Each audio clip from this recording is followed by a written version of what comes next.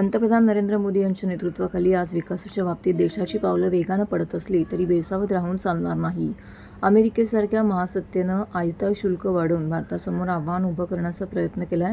पण जगातली आर्थिक महाशक्ती होण्याच्या मार्गावरती असलेल्या भारताला आता जगताला कोणताही नेता रोखू शकत नाही.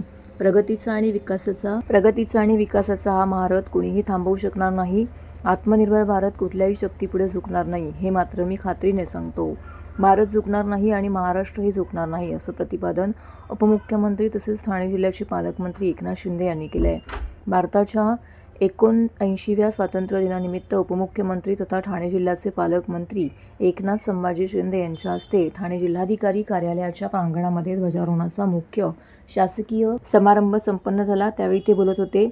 यावेळी खासदार नरेश म्हस्के, आमदार संजय केळकर, माजी आमदार रवींद्र फाटक, जिल्हाधिकारी डॉक्टर श्रीकृष्ण पांचाळ, ठाणे महानगरपालिकेचे आयुक्त सौरव राव, ठाणे पोलीस आयुक्त आशुतोष डुमरे, जिल्हा परिषदेचे मुख्य कार्यकारी अधिकारी रोहन गुगे, व्यवसाय शिक्षण प्रशिक्षण संस्था चालकांच्या संचालनालयाच्या संचालक माधवी सरदेशमुख, जिल्हा पोलीस अधीक्षक डॉक्टर डी स्वामी, पोलीस आयुक्त doctor Dnyaneshwar Chavan, upper police आयुक्त प्रशासन श्रीकांत पाठक, विनायक देशमुख, पोलीस उपायुक्त डॉक्टर पवन बनसोड यांसह अनेक राजकीय पदाधिकारी, कर्मचारी आणि लोकप्रतिनिधी येथे उपस्थित होते.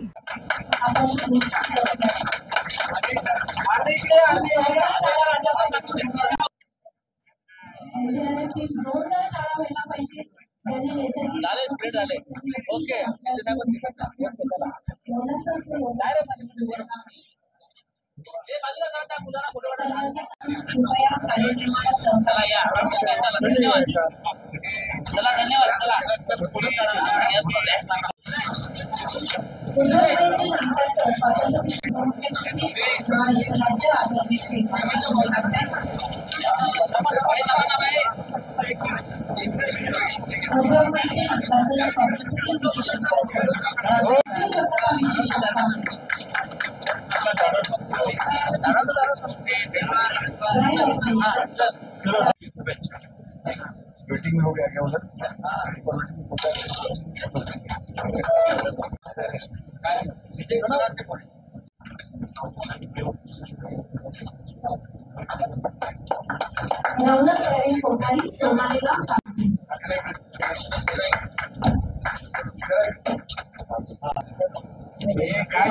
जिल्हा उद्योग केंद्र ठाणे कार्यालयाअंतर्गत लघु उद्योगांना पुरस्कार प्रदान करण्याबाबत आपण पुरस्कार देतो. श्री प्रदीप प्रभाकर मोरे यांनी मुख्यमंत्री सहसंचालक फडकड, द्वितीय प्रादेशिक संचालक महाराष्ट्र राज्य, सर्वांचा आपण इथे सन्मान करतोय. माननीय उपमुख्यमंत्री महाराष्ट्र राज्य आदरणीय श्री एकनाथ शिंदे, मुख्य अभियंता 100 दिवसाच्या कार्यालय सुधारणा विशेष मोहीम पुस्तकात निवड झालेली कार्यालय ग्रुप रँकिंग प्रथम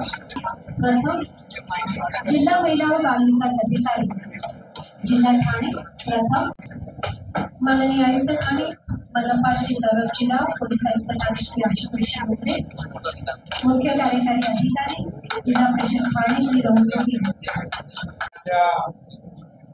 मी आपल्या सगळ्यांना पुन्हा एकदा शुभेच्छा देतो. देशासाठी आपले प्राण अर्पण केलेले शहीद आणि स्वातंत्र्य सैनिक यांनाही त्रिवार अभिनंदन करतो.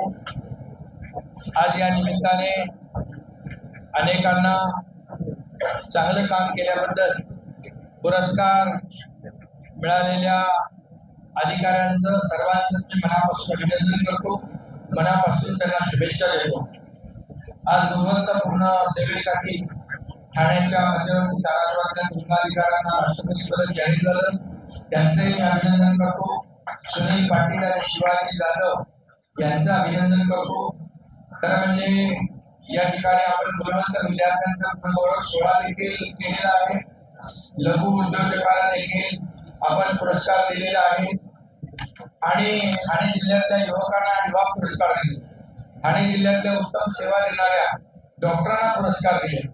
या सगळ्यांचं ज्यांचा पुरस्कार आपण गौरव केला त्या सर्वांचं मनापासून मी अभिनंदन करतो. त्यांना खूप खूप शुभेच्छा देतो आणि अशी देशाची महाराष्ट्राची सेवा आपल्या हातून घडत राहू अशा मनापासून खूप खूप शुभेच्छा.